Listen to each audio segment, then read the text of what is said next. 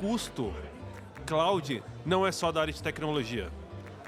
Toda a área da Neon, todas as outras áreas precisam entender o que é o custo. Por que a gente hoje tem a AWS? Por que a AWS custa X por mês? A gente tem lá mais de 23 milhões de clientes, mas tem os clientes que geram receita todo mês. Quanto que custa aquele cliente dentro da infraestrutura, dentro da AWS, dentro do que a gente tem de tecnologia? A gente fala o nosso CTS. Então, um cliente custa, sei lá, 11 centavos. Quando a gente traz um capítulo de infraestrutura de FinOps, e aí eu tenho um número que é legal, assim, a Neon cresceu a base de cliente de 2021 para 2022 em quase 50%. O nosso CTS, que era o nosso Cost to Serve, que eu expliquei um pouquinho, ele reduziu 18%. Estamos de volta, pessoal, mais um episódio aqui direto do simpósio da AWS, focado na indústria financeira. Durante o evento a gente está apresentando diversos cases, então tem cliente aqui, tem banco grande, fintech que era fintech também já é banco grande, tem de tudo aqui dentro. E o pessoal está apresentando muito case legal. Eu sou o Gabriel Pereira, da Lex Media, você já está comigo aqui acompanhando vários episódios que eu sei. E a gente vai continuar conversando aqui, aprendendo com um pouquinho de cada um deles. E o papo agora é com o Banco Neon. Estou aqui na minha frente o Carlos Carvalho, que é diretor de engenharia. Super obrigado aqui, cara. Prazer te receber, Carlos. Valeu. Boa, que é isso. Tamo junto. Obrigado pelo espaço aí, pelo tempo. Não, eu que agradeço. Você teve um painel mais cedo, né? Isso. Você estava falando de eficiência na nuvem. Acho que esse, inclusive, é um tema que está... Tá na moda. Todo mundo está falando e eu acho que nunca mais vai ser de moda, né? É isso aí.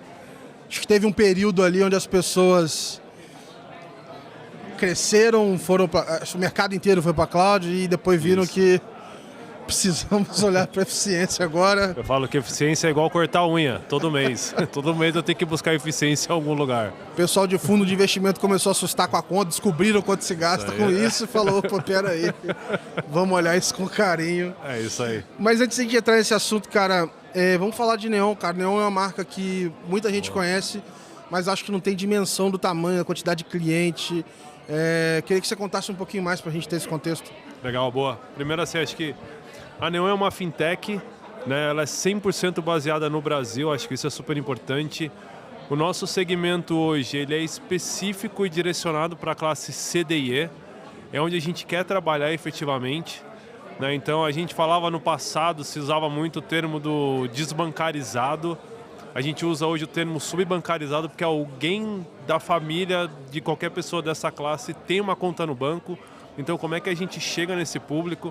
Hoje a Neon tem mais de 23 milhões de clientes hoje na nossa base e cresce bastante. Eu gosto de trazer os números antes da pandemia e depois da pandemia. E quando a gente para 2020, né, os bancos ali se fecham, as fintechs que já tinham a sua abertura de conta 100% nativa no app, você abrir uma conta em 5 minutos, crescem de forma abrupta. Assim. Eu falo que o nosso crescimento ele é exponencial, né? E o que a gente está passando hoje como... É aberto esse número antes e depois? Não sei se você pode falar. Não, antes, eu não tenho os dados, mas a gente cresceu. Um exemplo, vou pegar de 21 para 22. A gente cresceu a nossa base de clientes mais de 50%. Caraca. De 21 para 22. Pô, isso pra... Enfim, não deve ter uma área que não sofreu com esse aumento. Sim. Em um ano, né? Isso. E acho que tem um negócio legal, acho que assim, Gabriel, já conectando com o tema de eficiência, né? Então, beleza, você cresce muito rápido, né? E quando a gente vai olhar a nuvem, por exemplo, eu sempre gosto de falar da Neon em duas jornadas, assim. Primeiro tem uma que é a gente buscar eficiência e como eu uso melhor a nuvem para escalar. E quando eu falo para escalar, é assim, tipo, beleza, a minha base está crescendo, a gente pode fazer uma campanha numa televisão, a gente pode ir num podcast, por exemplo, a Neon aparece em podcast. E como é que os clientes acessam? Naquele momento eu tenho um pico e eu tenho zero intervenção humana. Então a gente foca numa jornada muito eficiente nisso, assim, de não trazer fricção para o nosso cliente. Legal. Então a gente usa sempre o que a gente tem de nuvem. E o outro lado, que acho que é tão importante quanto, é que custo cloud não é só da área de tecnologia. Toda a área da Neon, todas as outras áreas precisam entender o que é o custo. Por que a gente hoje tem a AWS? Por que a AWS custa X por mês? Porque a gente consegue escalar, porque o cliente consegue usar o nosso app, ele consegue transacionar, e eu gosto de falar também assim, o nosso app é diferente de um app de mídia social. O cliente loga, faz a transação e sai. Diferente de qualquer app que você fica horas conectado ali. Então eu brinco que a gente está numa batalha hoje de tirar o loading do app mesmo, assim, o cliente loga rápido, acessa o Pix, coloca a tua chave, faz a transferência em menos de 30 segundos. Sim. É uma corrida para a gente tentar otimizar muito isso, assim, né? E é uma visão de que, assim, todas as áreas estão consumindo serviços e dados da cloud o tempo inteiro, né? Sim. Como é que tem sido essa jornada de vocês? Essa visão sempre foi clara para o time? E aí eu estou dando o meu próprio depoimento, assim, eu como uma pessoa de produto e tudo mais, cara, eu tô preocupado, tô olhando lá pro ROI. Boa. E etc. Aí eu tô olhando a parte financeira do crédito. E aí depois tem uma linha que embola todos os custos, ninguém nunca abriu. E talvez cloud esteja lá no meio, assim. É isso aí. Pô, tá legal. Cara, esse é um ótimo ponto. Em 2021, o que a gente faz lá em 2021? Eu tinha área de infraestrutura, que olhava só a parte do que a gente tinha de AWS. Dentro dessa área, a gente segmenta e cria o time de FinOps. E o que eu pego? Eu pego engenheiros que são muito bons em infraestrutura e trago eles para essa visão de FinOps. Eu capacito essas pessoas. Então, né, tem um programa de treinamento da AWS, a gente capacita o time. Então, aquele engenheiro que é muito bom na parte técnica, ele começa a ter uma ideia de quanto custa uma aplicação provisionada na AWS. Só para deixar claro aqui para a galera que não tem esse contexto. O FinOps é essa disciplina que entende toda a parte financeira, só que voltada para a infraestrutura, certo? Isso, é isso aí. Para o que a gente usa na nuvem hoje. Puta, sua fatura custa, sei lá, 100 mil reais. O que que é? Tem um pouco que é S3, tem um pouco que a gente tem que é EC2, que tem aplicação lá. Então o FinOps ele faz esse detalhamento. Só que aí tem um ponto que eu acho que é o mais importante, é que toda vez que você escuta a palavra custo, você fala, puta, não, custo. Não, tem um custo bom, que é o que eu falo, assim, que é o ponto que você trouxe, assim. O que a gente criou dentro da estrutura de FinOps? A Neon tem o PNL, tem um PNL da Neon. Aí a gente tem hoje as nossas unidades de negócio. Tem 5 grandes unidades de negócio. A gente quebrou o custo que eu tenho de nuvem nas 5 grandes unidades de negócio. Então aquele custo que você falou que é aquela linha lá, a gente deixa isso bem declarado. Porque aquilo começa a fazer parte do PNL daquela UN. Legal. Então, beleza, você pode aumentar o custo de infra. Se o teu produto está escalando mais, faz o payback do teu produto. Qual é o VPL do teu produto? Então, a nossa jornada de FinOps começa assim. A gente faz um deep dive, entende de onde estão vindo os custos e a gente cria essa cultura orientada a custos, que, de novo, tem o custo ruim, quando eu estou gastando e não estou usando, sim, mas tem um custo bom, que é quando eu estou usando e estou crescendo. Ele pode ser, assim, uma introdução à contabilidade aqui, mas visto como um custo variável que está atrelado à venda de um produto e aí, se está aumentando, beleza, está vendendo mais. Isso. Eu sei o custo unitário da venda. Isso. Tem outro negócio legal que a gente faz lá também, a gente tem o nosso CTS, que é o Cost to Serve. O que é isso? A gente tem lá os clientes geradores de receita. Pensa, a gente tem lá mais de 23 milhões de clientes, mas tem os clientes que geram receita todo mês. Quanto que custa aquele cliente dentro da infraestrutura, dentro da AWS, dentro do que a gente tem de tecnologia? A gente fala o nosso CTS. Então, um cliente custa, sei lá, 11 centavos, 10 centavos. Legal, cara. Legal. Então, eu trabalho sempre na otimização aqui. Eu brinco que é a única boca de jacaré que eu gosto que ela abra. Que é quanto mais a Neon cresce clientes, mais eu otimizo o custo, entendeu? Então, eu gosto de ver isso daqui sempre espaçado. Então, o CTS que a gente tem hoje, olhando a parte de engenharia e infraestrutura, cara, nos ajuda muito, assim, legal. Muito. E aí vamos voltar aqui para a visão mais macro, assim, da jornada. Boa. Como é que essa jornada dessa digitalização, dessa mudança para cloud, etc., ela aconteceu? Em que momento que entra na pauta a parte de eficiência, já entra olhando para aí? Como é que... Legal, boa. A Neon tem 7 anos. A gente está com a AWS, a gente está desde 2019.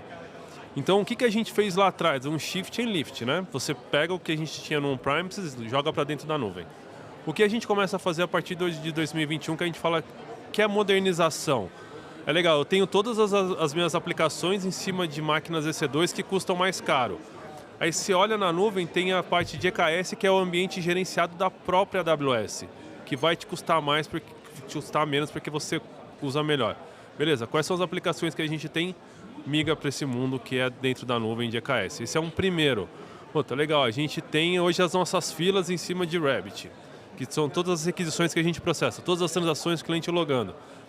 A gente tinha uma infraestrutura em cima de EC2 que não era escalável. Legal, o que a AWS tem? Tem o Amazon MQ, que eu consigo processar centenas de filas ao mesmo tempo e eu não gero entropia para o cliente. Então a gente foi olhando muito o que a nuvem tinha, que fazia sentido para a gente. Eu acho que tem um ponto, Gabriel, assim, qual o problema que está resolvendo efetivamente? Eu gosto muito de falar isso. Legal, a gente vai usar isso. Qual o problema que está resolvendo? E a gente vai muito nessa toada, assim, no tipo, legal, vamos usar isso. Vamos migrar de EC2 para EKS. Beleza, a gente vai ser escalável, a gente vai conseguir atender o cliente. A gente vai passar por uma Black Friday sem eu ter uma intervenção humana. Os clientes estão acessando o app, estão comprando mais e a gente só está acompanhando. Teve que entrar mais uma máquina no pool para atender o volume de clientes que a gente tem. É tudo automático. Pensa que o volume atendeu, o volume cresceu, tinha um threshold, ele passa o threshold, a gente coloca uma máquina no pool, essa máquina atende aquele volume de clientes, o volume cai, essa máquina é desprovisionada, a gente mata a máquina, sabe o que acontece no final? O time recebeu uma mensagem no Slack falando assim, você teve esse pico, entrou uma máquina, ficou durante esse período, atendeu esse volume, a gente já descomissionou a máquina e te custou 5 centavos de dólar. Chegou no Slack, assim, acho que a gente tem focado muito nisso, assim, nessa jornada. Para mim é meio surreal como usuário pensar num site caindo. Boa. Mas é óbvio que eu sei que isso acontece pra caramba. Não existe incidente zero, não existe. Inclusive é mais comum do que parece ser. Isso aí. Acontece bastante. Bom, eu quero aproveitar aqui e pegar uma outra esfera aí dessa conversa, que é o seguinte. Beleza, fizemos essa mudança, essa virada, resolvemos um problema, colocamos tudo isso para funcionar, né? E eu tô pensando muito na pessoa que tá ouvindo a gente agora e tá lá no passo zero, tá pensando em fazer isso. Show. E etc. Qual que foi o segundo passo nessa jornada que eu tô tentando pensar como é que a gente antecipa ou tenta já legal levar lições para essas pessoas que estão ouvindo a gente. Boa. Não, ótimo ponto, assim, eu sempre falo, né? É sempre bom olhar para trás e fazer uma reflexão no que você faria diferente, assim. E acho que tem um ponto que acho que a gente tem muito aqui, principalmente nas empresas que a gente tem no Brasil, assim, a gente cria áreas para cuidar de alguma coisa. Então pensa que existe uma área de FinOps. Uma dica que eu posso dar, assim, tenta descentralizar ou levar a cultura de FinOps o mais rápido possível para o resto do time. Para o resto do time de engenharia ou tecnologia. Criou o programa de FinOps, trabalhou um mês, você tem uma ideia dos seus custos, faz um deep dive, cria um programa de Champions.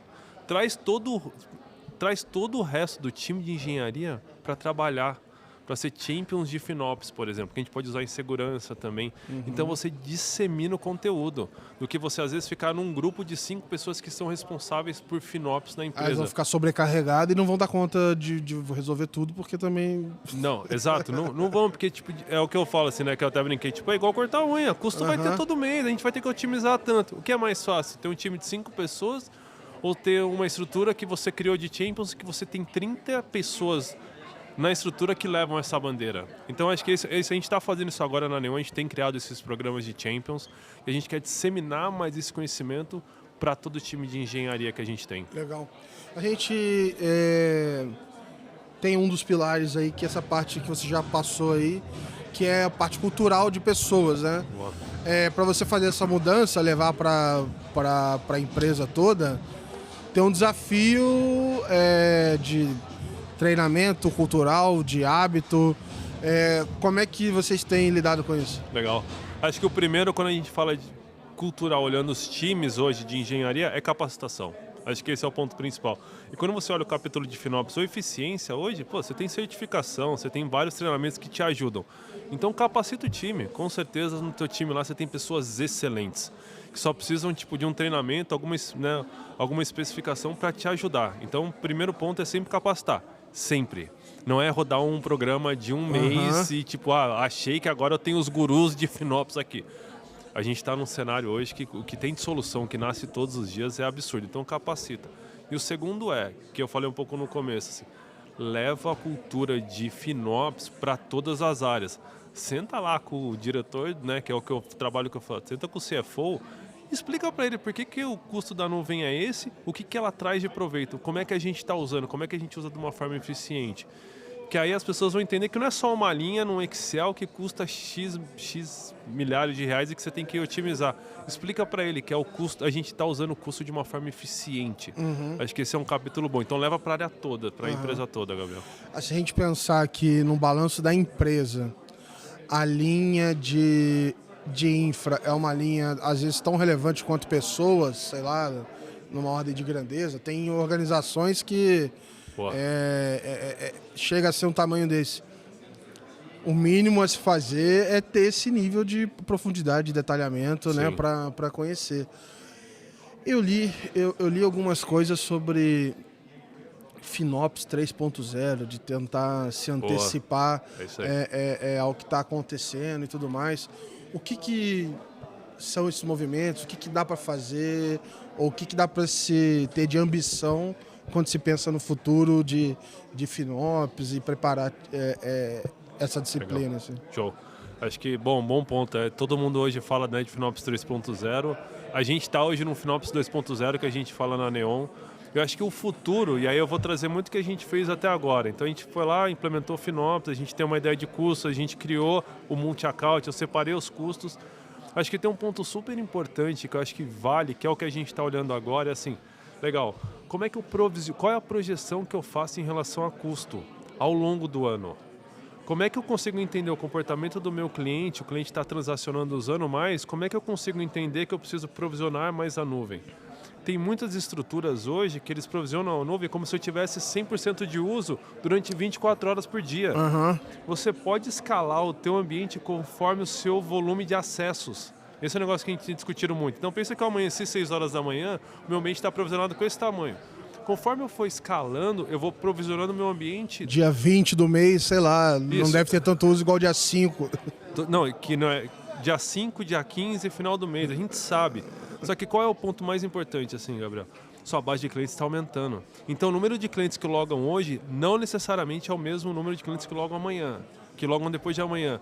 Então, o número que você provisionou hoje às 6 horas da manhã, para você ter o seu ambiente de impressora, vai ser diferente daqui 3 dias. Então, como é que você se antecipa a isso, entendeu? Cara, esse é um exercício ingrato fazer esse orçamento aí.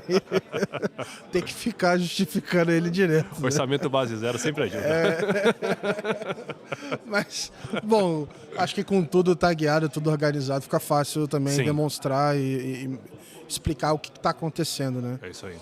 Vamos falar de resultado, impacto. O que você pode dividir com a gente aí de resultado dessa mudança que vocês estão passando? Legal. Acho que assim, quando a gente traz um capítulo de infraestrutura de FinOps, e aí eu tenho um número que é legal, assim, a Neon cresceu a base de clientes de 2021 para 2022 em quase 50%. O nosso CTS, que era o nosso Cost to Serve, que eu expliquei um pouquinho, ele reduziu 18%. Caraca.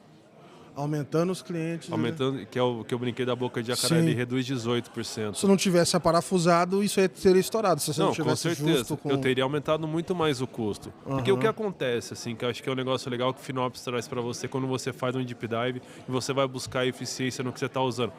O que você está usando efetivamente? Então tem um monte de máquina provisionada que você usou uma vez e você não tem uma política de descomissionamento dessa máquina. Então, o que a gente fala muito lá, eu preciso usar muito bem o meu ambiente produtivo. E o que eu não precisar usar, não usa. Tem outro ponto que eu acho que é muito do que a gente passa hoje, né? Tem muita tecnologia, né? Tem muito Copilot vindo por aí, tem ChatGPT, tem Generative AI, que a gente falou um pouquinho. E aí eu volto sempre pro ponto. Vamos trazer uma solução. Qual o problema que ela está resolvendo? Vai fazer sentido para a gente, sim ou não? Ela vai ajudar o nosso cliente? Traz a correlação com o cliente. Melhora o desempenho, melhora a performance. A gente vai conseguir colocar os nossos dados no Lake, eu consigo fazer cross-sell dos nossos produtos. Então é isso que a gente tem focado muito, assim. Legal. Eu vou te agradecer pelo papo, Carlos. Infelizmente é super curtinho aqui. Os papos aqui é uma alegria por fazer, a tristeza por acabar eles curtinho, mas foi excelente a conversa. Obrigado mesmo aqui pela disponibilidade. Cada hora eu tiro um do almoço, do sobremesa. Obrigadão. Pessoal que acompanhou a gente, obrigado. Foi mais um papo super legal aqui com o time do Neon. Fiquem ligados que a gente já solta o próximo episódio aqui na AWS.